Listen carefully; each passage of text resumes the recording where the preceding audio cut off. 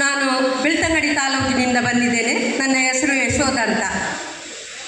ಹೇಗೆಂದರೆ, ಮೊದಲಾಗಿ ನಾನು ಈ ಅಮೃತ ಸಂಜೀವಿನಿಯನ್ನು ನಮ್ಮ ಕೈಗೆ ಕೊಟ್ಟಂಥ, ಈ ಪ್ರಾಡಕ್ಟನ್ನು ನಮ್ಮ ಕೈಗೆ ಕೊಟ್ಟಂಥ ಸಾಗರ್ ಜೋಶಿ ಅವರಿಗೆ ನಾನು ಕೋಟಿ ಕೋಟಿ ನಮನಗಳನ್ನು ಸಲ್ಲಿಸ್ತೇನೆ. ಅದಲ್ಲದೆ ನನ್ನ ಕೈಗೆ ಕೊಟ್ಟಂಥ, ಈ ಸಂಜೀವಿನಿಯನ್ನು ನನ್ನ ಕೈಗೆ ಕೊಟ್ಟಂಥ ಸುಧಾಕರ್ ಸರ್ ಹಾಗೂ ಯಶೋಧರ್ ಸರ್ಗೆ ಸಾವಿರ ಸಾವಿರ ನಮನಗಳನ್ನು ಸಲ್ಲಿಸ್ತೇನೆ. ಹೇಗೆಂದರೆ, ನನಗೆ ಈ ಪ್ರಾಡಕ್ಟನ್ನು ತಗೊಳ್ಳುವ ಮೊದಲು ನನ್ನ ಪರಿಸ್ಥಿತಿ ಹೇಗೆ ಇತ್ತು ಅಂತ ನಿಮಗೆ ಸ್ವಲ್ಪ ಹೇಳ್ತೇನೆ. ಹೇಗೆಂದರೆ, ನನಗೆ ಕಾಲಿನ ಗಂಟು, ಕೈಗಂಟು, ಬೆನ್ನಿನ ಡಿಸ್ಕಿನ ಪ್ರಾಬ್ಲಮ್ ತುಂಬ ಇತ್ತು. ಹೇಗೆಂದರೆ, ನಾನು ಮಾಡದ ಮದ್ದಿಲ್ಲ, ಹೇಗೆಂದರೆ ಮಾಡದ ಮದ್ದಿಲ್ಲ, ಹಾಡು ಮುಟ್ಟದ ಸೊಪ್ಪಿಲ್ಲ ಅಂತ ಹೇಳುವ ಹಾಗೆ ನಾನು ಅಷ್ಟು ಮದ್ದನ್ನು ಮಾಡಿದ್ದೇನೆ. ಹೇಗೆಂದರೆ, ಒಂದು 50,000 ತನಕ ಹತ್ತಿರ ಆಗ್ಬೋದು. ಹೇಗೆಂದರೆ, ಬಸ್ ಇಳಿಲಿಕ್ಕೆ ಆಗೋದಿಲ್ಲ, ಬಸ್ ಹತ್ತಲಿಕ್ಕೆ ಆಗೋದಿಲ್ಲ. ಕಂಡಕ್ಟರ್ ಕೈಯಲ್ಲಿ ಹಿಡಿದು ಬಸ್ ಇಳಿಸ್ತಿದ್ರು. ಆನಂತರ ನನಗೆ ಕೆಳಗೆ ಕೂತ್ರೆ ಏಳಲಿಕ್ಕೆ ಆಗೋದಿಲ್ಲ, ಎದುರೇ ಕೂತ್ಕೊಳ್ಳಲಿಕ್ಕೆ ಆಗೋದಿಲ್ಲ. ಆ ಪರಿಸ್ಥಿತಿಯಲ್ಲಿದ್ದರೆ ಹೇಳುವಾಗ ನನ್ನನ್ನು ಒಂದು 4 ಜನ ಎಬ್ಬಿಸಬೇಕಷ್ಟೇ. ಹಾಗೆ ಸ್ಟೇಜಿಯಲ್ಲಿ ಚೇರಲ್ಲಿ ಕೂತ್ರೆ ಒಮ್ಮೆಲೆ ಸ್ವಲ್ಪ ಹೊತ್ತು ಕೂತ್ರೆ ಒಮ್ಮೆಲೆ ಹೇಳಲಿಕ್ಕೆ ಆಗ್ತಿರಲಿಲ್ಲ. ಹೇಗೆಂದರೆ, ಹೇಳುವಾಗ ಹಾಗೆ ಮಾಡ್ತಿದ್ದೆ. ನಮ್ಮ ಸುಧಾಕರ್ ಸರ್ ಮತ್ತು ನಾನು ಒಂದು ಸ್ಟೇಜಲ್ಲಿ ಕೂತ್ಕೊಳ್ಳೋದು, ನಾನು ಹಾಗೆ ಬೊಬ್ಬೆ ಹಾಕುವಾಗ ಅವರು ನನಗೆ ಕೇಳಿದ್ದಾರೆ, ಏನು ಯಶೋಧಕ್ಕ, ನಿಮಗೆ ಬೆಣ್ಣೆಯಿಂದ ಯಾರಾದರೂ ಚೂರಿ ಹಾಕಿಟ್ರಾ ಅಂತ. ಹೇಗೆಂದರೆ, ಆ ರೀತಿ ಆಗ್ತಿತ್ತು ನನಗೆ. ಆನಂತರ ನನಗೆ ಒಂದು ಮೀಟಿಂಗಿಗೆ ಹೋಗಿದ್ದೆ. ಅಲ್ಲಿ ಎಲ್ಲರ ನೆಲದಲ್ಲಿ ಕೂತುಕೊಳ್ಳುವಾಗ, ದೊಡ್ಡ ದೊಡ್ಡ ವ್ಯಕ್ತಿಗಳು ಕೂತುಕೊಳ್ಳುವಾಗ ನನಗೆ ಸಾಯಿತು. ನನಗೆ ಆಗುತ್ತಿಲ್ಲ ಅಂತ ಹೇಳಿ ಕೂತ್ರೆ ನನಗೆ ಒಂಥರ ಅಸಮಾಧಾನ ಆಯಿತು. ಆವಾಗ ಆ ಒಂದು ಸಭೆಗೆ ನಮ್ಮ ನಳಿನ್ ಕುಮಾರ್ ಕೂಡ ಅವರು ಬಂದಿದ್ದರು. ಆ ಮೀಟಿಂಗ್ ವಿಶ್ವಕರ್ಮ ಹಾಲಲ್ಲಿ ಆಯಿತು. ಆವಾಗ ನಾನು ಕೂಡ ನೆಲದಲ್ಲಿ ಕೂತೆ. ನೆಲದಲ್ಲಿ ಕೂತಾದ ನಂತರ ನನಗೆ ಹೇಳಲಿಕ್ಕೆ ಆಗೋದಿಲ್ಲ. ಆವಾಗ ನಳಿನ್ ಕುಮಾರ್ ಕಟೀಲ್ ಅವರೇ ನನ್ನ ಕೈಯಲ್ಲಿ ಇಟ್ಟು ಎಬ್ಬಿಸಿದರು. ಆವಾಗ ಕೇಳಿದರು, ಅಮ್ಮ ನಿಮ್ಮ ಆವಾಗ ಮಾತಾಡಲಿಲ್ಲ, ನಿಮಗೆ ಹೇಳಲಿಕ್ಕೆ ಆಗೋದಿಲ್ಲ ಅಂತ ಹೇಳುವಾಗ ನೀವು ಯಾಕೆ ಕೂತಿದ್ದೀರಿ ಅಂತ. ಆಗ ನಾನು ಹೇಳಿದೆ, ಎಲ್ಲರೂ ಕೆಳಗೆ ಕೂತಿದ್ದಾರೆ, ಅದಕ್ಕೆ ನಾನು ಕೂಡ ಕೂತೆ ಅಂತ. ಆವಾಗ ಹೇಳಿದರು, ನಿಮ್ಮ ಆರೋಗ್ಯದ ಬಗ್ಗೆ ನೀವು ಗಮನ ಕೊಡಿ ಅಂತ ಹೇಳಿದರು. ಆನಂತರ ಸ್ವಲ್ಪ ಸಮಯದ ನಂತರ ನನಗೆ ಸುಧಾಕರ್ ಸರ್ ಒಂದು ಸಲ ಫೋನ್ ಮಾಡಿದರು, ಯಶೋಧಕ್ಕ ನೀವು ಮನೆಯಲ್ಲಿ ಇದ್ದೀರಾ ಅಂತ. ಅದಕ್ಕೆ ನಾನು ಹೇಳಿದ್ದು ಮನೆಯಲ್ಲಿ ಇದ್ದೇನೆ ಅಂತ. ಈಗ ನಾನೊಂದು 5-5:30 ಗಂಟೆ ಆಗುವಾಗ ಮನೆಗೆ ಬರ್ತೇನೆ ಅಂತ ಹೇಳಿದ್ದು. ಆಗ ನಾನು ಹೇಳಿದೆ, ಯಾಕೆ ಅಂತ ಕೇಳಿದೆ. ಏನಿಲ್ಲ, ಸ್ವಲ್ಪ ಮಾತಾಡಲಿಕ್ಕೆ ಅಷ್ಟೇ ಅಂತ. ನಾನು ಇದರ ಬಗ್ಗೆ ಗಮನ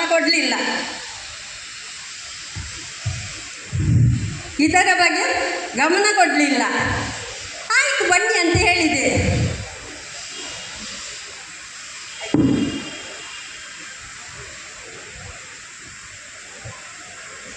ಆಯ್ತಂತ ಹೇಳಿದೆ.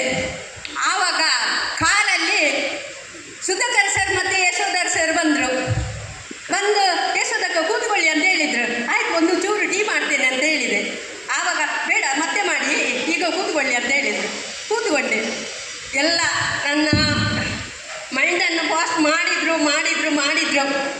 ಈಕೆಗೆ ಒಂದು ಬಯೋಮ್ಯಾಗ್ನೆಟ್ ಅಂತ ಹೇಳುವ ಒಂದು ಪ್ರಾಡಕ್ಟ್ ಉಂಟು, ಅದನ್ನು ನೀವು ಇಷ್ಟು ನೋವನ್ನು ಅನುಭವಿಸ್ತೀರಿ, ಅದನ್ನು ತಗೊಳ್ಳೇಬೇಕಂತ.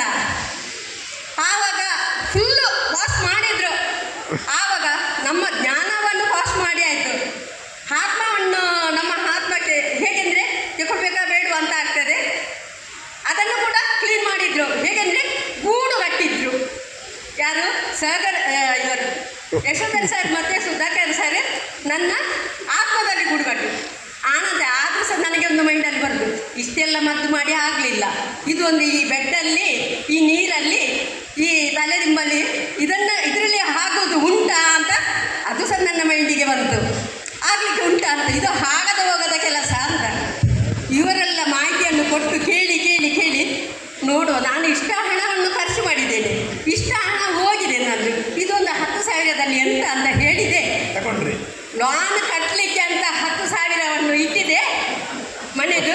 ಆ ಲಾನ್ ಕಟ್ಟಲಿಕ್ಕೆ ಅಂತ 10,000 ಇಟ್ಟ ಹಣವನ್ನು ನಾನು ಆವಾಗಲೇ ಎಲ್ಕೊಂಡು ಹೋದ್ರು. ಡಬ್ಬಲಿಗೆ ಆರ್ಡರ್ ಮಾಡಿದೆ ಅವರಲ್ಲಿ. ಆವಾಗಲೇ ಡಬ್ಬಲಿಗೆ ಇವರು ಹೋದ ನಂತರ ನನ್ನ ಹಾಸಿಗೆಗೆ ಹಾಕಿದೆ, ತಲೆ ತಿಮ್ಮಿಗೆ ಹಾಕಿದೆ, ನೀರು ತುಂಬಿಸಿದೆ, ಎಲ್ಲ ಮಾಡಿದೆ. ಮಾಡಿ ಸ್ವಲ್ಪ ದಿನ ಆಗುವಾಗ ನನಗೆ ಸ್ವಲ್ಪ ಸ್ವಲ್ಪ ಸ್ವಲ್ಪ ಸ್ವಲ್ಪ ಸ್ವಲ್ಪ ಸ್ವಲ್ಪ ನೋವು ಕಡಿಮೆ ಆಗುತ್ತಾ ಬಂತು. ಕಡಿಮೆ ಆಯಿತು. ಕಡಿಮೆ ಆಗುವಾಗ ಓ ಇದು ನಾನು 10,000 ಕೊಟ್ಟದಕ್ಕೆ ಸಾರ್ಥಕ ಆಯ್ತಂತ ಆಯಿತು. ಆನಂತರ ಅದನ್ನು ಉಪಯೋಗಿಸಿದೆ. ಅದಲ್ಲದೆ ನನ್ನ ಮಗಳಿಗೆ ಕೂಡ ಉಪಯೋಗಿಸಲಿಕ್ಕೆ ಅದನ್ನಾಯಿತು. ಹೇಗೆಂದರೆ ನನ್ನ ಮಗಳು ಕೂಡ ಅವಳು ಗಿಡ್ಡಾಗಿ ಇಳಿರಾಜ ಗೋಳಿ ಹೋದಾಗೆ ಹೋಗಿತ್ತು. ನಿಜವಾಗಿ ಹೇಳ್ತೇನೆ, ಅವಳ ಮುಖದಲ್ಲಿ ಫುಲ್ಲು ಮೊಡವೆ ಎಲ್ಲ ತಿದ್ದು ಫುಲ್ಲು ಇದಾಗಿತ್ತು. ಅದಕ್ಕೆ ಕೂಡ ಉಪಯೋಗಿಸಿ. ಈಗ ಉಂಟಲ್ಲ ಅವಳು, ಅದಲ್ಲದೆ ಅವಳಿಗೆ ಉಬ್ಬಸದ್ದು ನ್ಯಾವಸ ಅದರದ್ದು ಕೂಡ ಇತ್ತು ಪ್ರಾಬ್ಲಮ್. ಅದು ಕೂಡ ಅವಳಿಗೆ ಕಡಿಮೆ ಆಯಿತು. ಈಗ ಈ ಮೊಡವೆ ಮುಖದಲ್ಲಿ ಅದು ಹೋಯಿತು. ಅವಳೀಗ ಸಬ್ಬರಾಗಿದ್ದಾಳೆ. Super super. ಹಾಗೆ ಖುಷಿ ಆಯಿತು ನನಗೆ. ಹಾಗೆ ನನಗೆ ಕೂಡ ಹಾಗೆ ಆಯಿತು. ನಿಜವಾಗಿ ಹೇಳ್ತೇನೆ, ನಾನು ಒಂದು ಹಾರ್ಟ್ ಪೇಷಂಟ್ ಕೂಡ. Heart patient. ನನಗೆ ಇಲ್ಲಿ ಪೈಪ್ ಹಾಕಿ ಇದು ಆಪರೇಷನ್ ಮಾಡಿದ್ದು. ಅದಲ್ಲದೆ 3 ಡಿಸ್ಕ್ ತಪ್ಪಿದೆ. ಆಪರೇಷನ್ ಕೋಣಿಗೆ ಕೊಂಡೋದವರು ನನ್ನನ್ನು ವಾಪಸ್ ತಂದಿದ್ದಾರೆ. ಹೇಗೆಂದರೆ MRI ಸ್ಕ್ಯಾನಿಂಗಲ್ಲಿ ನನ್ನ ಮೈಂಡ್ನೆಲ್ಲ ಕ್ಲೋಸ್ ಬಂದಿದೆ, ಆಪರೇಷನ್ ಮಾಡಲಿಕ್ಕೆ ಆಗೋದಿಲ್ಲ ಅಂತ. ಆಪರೇಷನ್ ಕೋಣೆ ತನಕ ಹೋಗಿದೆ. ಆನಂತರ ಡಾಕ್ಟರ್ ಬಂದು ಹೇಳಿದರು ಆಗೋದಿಲ್ಲ ಆಪರೇಷನ್ ಮಾಡಲಿಕ್ಕೆ ಅಂತ. ಅದು ಮೈಂಡ್ನರಕ್ಕೆ ತಾಗಿದರೆ ಮಲಗಿದಲ್ಲಿ ಹಾಕ್ತಾರೆ. ಹಾಗೆ ಇದು ಆಪರೇಷನ್ ತಪ್ಪಿ ಹೋಯಿತು. ಇದು ಎಲ್ಲ ಏನೋ ಒಂದು ಈ ಪ್ರಾಡಕ್ಟ್ ತಗೊಳ್ಬೇಕಂತ ಹೇಳಿ ಈಗ ಕಾಯಿಲೆ ಗುಣ ಆಗಿದೆ ಏನಂತ ಹೇಳಲಿಕ್ಕೆ ಆಗೋದಿಲ್ಲ. ಆನಂತರ ಈಗ ನೇರವಾಗಿ ನಾನು ಅಲ್ಲಿಂದ ಈಗ ಪಾಸ್ಟಲ್ಲಿ ಬಂದೆ.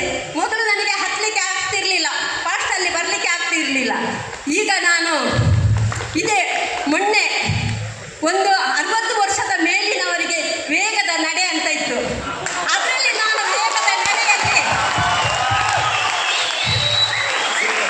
ವೇಗದ ನಡೆಯಲ್ಲಿ ನಾನು ಫಸ್ಟ್ ಪ್ರೈಸ್ ತಗೊಂಡಿದ್ದೇನೆ.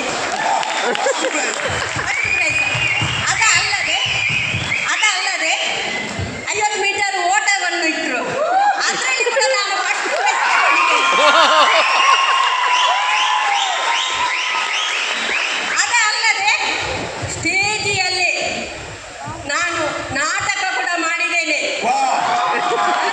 ಬೀದಿ ನಾಟಕ ಮಾಡಿದ್ದೇನೆ. ಇದು ಎಲ್ಲ ಇದಕ್ಕೆ ಕಾರಣವೇ ಬಯೋಮ್ಯಾಗ್ನೆಟಿಕ್ ಅಂತ ಹೇಳಲಿಕ್ಕೆ ನಾನು ತುಂಬ ಹೆಮ್ಮೆ ಪಡ್ತೇನೆ. ಇದಕ್ಕೆ ನಾನು ಎಷ್ಟು ಕೋಟಿ ನಮನಗಳನ್ನು ಹೇಳಿದ್ರು ನಾನು ಅದು ಕಡಿಮೆ ಅಂತ ಹೇಳಲಿಕ್ಕೆ ನಾನು ಈಗ ಹೇಳ್ತೇನೆ. ಇಷ್ಟು ಮಾತಾಡಲಿಕ್ಕೆ ನನಗೆ ಅವಕಾಶ ಮಾಡಿಕೊಟ್ಟಂತ ನಿಮ್ಮೆಲ್ಲರಿಗೂ ವಂದಿಸ್ತಾ ನನ್ನ 2 ಮಾತುಗಳನ್ನು ಕೊಡಿಗೊಳಿಸ್ತೇನೆ. ಸೊ ಅವರ ಜೋಶಿಗೆ ಒಮ್ಮೆ ಜೋರಾಗಿ ಇನ್ನೊಮ್ಮೆ ಚಪ್ಪಾಳೆ